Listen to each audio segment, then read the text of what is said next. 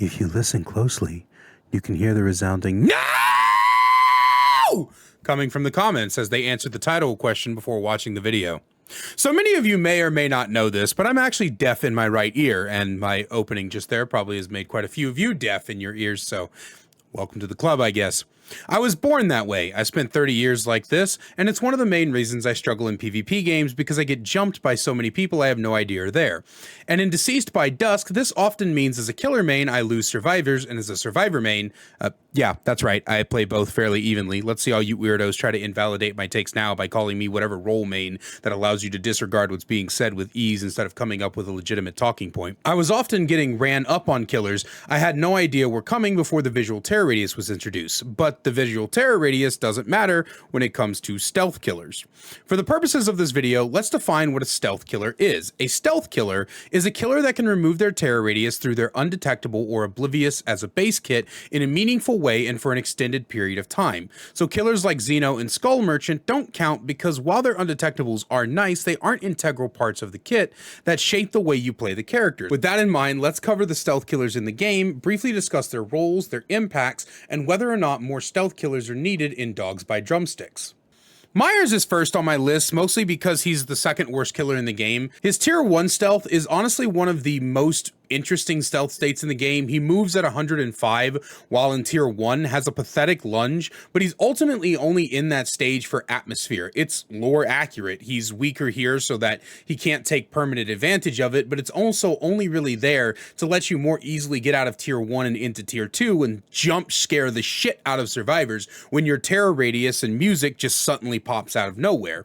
As most people who hear Myers' radius will immediately hide the best they can to avoid the stalk that's being happening to them. Overall, Myers' role as a stealth killer isn't honestly to be a stealth killer, it's just to get him to a state where he's more powerful. Wraith's a tad different though. His undetectable comes with a hard to see yet visual shimmer and a pretty loud wind whooshing sound, which I think is kind of dumb. I feel like it should either be the shimmer invisibility or the whooshing sound, not both. But regardless, his undetectable serves the purpose of map traversal. As long as the survivors can't see you and you're zipping around the map at Mach 10, then you can do a lot more unbothered. Kick gens, protect totems, etc, etc. Very rarely is the stealth there to get an ambush on survivors as your bell is very loud and your decloak animation is very long, but the speed boost after it can be nice. All in all, I think that Wraith's undetectable is best used for the hit and run play style, and its role that it plays in the game is really there to just kind of show you what an invisible killer is capable of. Ghostface is probably the most true to form stealth killer in the game. His stealth is there for a legitimate ambush and a threatening one at that. The threat of a surprise insta-down that you're only alerted to moments before it happens is insanity. Of all the stealth killers, I think Ghostface has the most well-designed, outside of, being able to yoink him out of his stealth by catching a passing glimpse of him, but it serves the best purpose for stealth killers in my opinion. More stealth killers should be about ambushing over traversal or trying to make yourself actually useful. Speaking of ambushes, the pig probably has the worst designed stealth aspect in the game. Despite her ability literally being named after the very thing I'm telling you makes a good stealth design, it's accompanied by the loudest fucking noise in the game, which gives away both her position and the fact it's about to happen. I think my biggest issue with it is it happens before her dash happens, not during, so it's kind of just a megaphone. She also moves incredibly slow in this stealth, and it's just really bad. I honestly don't know what role her stealth plays base kit, as its uses aren't really there. You can attempt to improve it with add-ons and perks, but honestly it's just not that great, and I feel like a lot more needs to be done if we want to really consider her stealth to be something that's worth it in the end. Moving on, we have Sadako, whose stealth is in a weird spot, I feel. On one hand, it's really good stealth, with the lullaby being very quiet and subtle, but outside of that, her stealth plays a similar roles to Wraith's in that you can break and interact with things unbothered and unnoticed, but unlike Wraith, she doesn't have the super fast movement while in it. You also have to be in stealth to teleport to her TVs, which isn't really a use for the stealth. It just seems like a really random limiter to force people into using utilizing the stealth. I think that her stealth's role is really only getting close enough to de-manifest and hope for a hit, which I guess makes it well designed because it does play into that ambush thing I talked about, but it really feels like it's missing something, and I can't put my finger on it. We have a couple more, so bear with me, but let's talk about the only killer on this list who doesn't have undetectable, but is still a stealth killer due to his dream world, and that's Freddy. If we were judging all these killers based purely on their stealth and their stealth alone, Freddy would be second best only to Ghostface.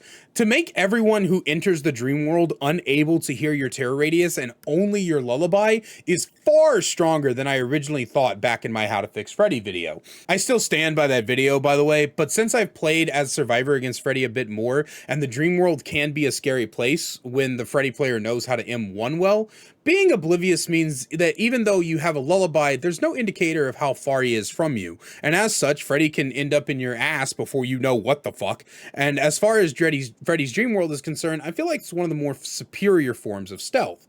But a good contender for Freddy, and probably kind of like a close sister, would be Dredge's Nightfall. Now, I originally wasn't going to include Dredge in the list because my first thought was the only of the undetectable locker stealth, which is really bad because the game tells the survivors after a while which locker the Dredge is in. So I can't even get the fun of hiding in a locker next to a gen or something and wait for someone to climb lovingly into my mini arms. But the Nightfall is amazing and is really only bogged down by how ungodly loud the Dredge is, but it does serve a good purpose, scaring the ever-living dog shit out of people. When Nightfall happens, survivors tend to panic. It brings atmosphere, it brings advantage, and it brings me the ability to see the little fuckers crouched in bushes because they're all glowing as the Dredge. Personally, I think Dredge's stealth is top 3 on this list, which doesn't say much because there's only 7 of them. But with all 7 stealth killers covered under my definition, the question remains, do we have room for more stealth killers? And my answer is yes. I can think of several types of stealth killers we haven't had yet, just off the top of my head. I would like to see more stealth killers like Freddy with base kit Oblivious, perhaps one that leaves little devices around the map that cause Oblivious to the survivors in range of them. I thought another Invis Hunter type would be cool, like Wraith, but I'd want them to have some sort of identity. I always wanted a killer that could stick to ceilings, but that's hard to work with as some maps have no ceilings, and it'd be a niche secondary power or passive that has nothing to do with the actual power or ability. I could probably, given myself enough time, come up with entire concepts around generating stealth killers that don't yet fit the niche of what we currently have. There's so much more that can be done, and I'm interested to see how many more stealth killers can come to the game. At the end of the day, even though stealth killer takes up a large portion of the killer roster, relatively speaking, you know what I mean? Like there's chase killers, anti-loop killers, stealth killers, ranged killers, zoning killers, etc. I think stealth takes up a pretty good portion when you're looking at those percentages. I still think that the game doesn't really have enough stealth killers that put themselves in the place of being a genuine stealth killer, because some of these on this list, as I said when I described them, their stealth doesn't really serve the purpose of stealth. It serves a different purpose that stealth kind of enhances, and I want to see more that serves the purpose of stealth, especially when you're talking about a game like Dead by Daylight where it's just kind of set in the slasher genre. And I just think that we really just need a little bit more. But that's the video, guys. I hope you guys enjoyed it. Let me know what you think down below. And a special thank you to my channel members, Spirit Upgrades and Nuclear Bomb. If you want to know how to get thank yous at the end of videos, merch discounts, teasers for upcoming content, and more, make sure you hit that join button down below. I love you all, and I'll see you in the next one.